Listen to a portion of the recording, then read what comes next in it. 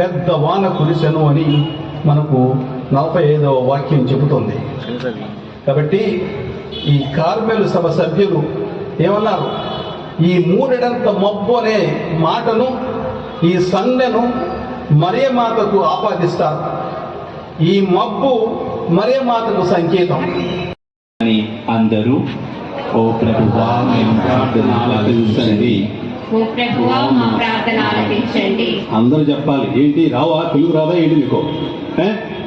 ఓ ప్రభువా మా త్రియేక దేవుని దీవెనలతో పరిశుద్ధ కార్మెల్ మాత సంరక్షణలో విశ్వాస పదములు నడిపించబడుతున్న ప్రతి కథోలిక విశ్వాసిని దేవుడు హేరాళంగా ఆశీర్వదించాలని మన పాలక పునీతురాలు తల్లి మరియ పరిశుద్ధ కార్మెల్ మాత కృప సహాయంతో శాంతి, సమాధానం, ఆయురారోగ్యాలు, సఖ్యత వర్ధిల్లాలి.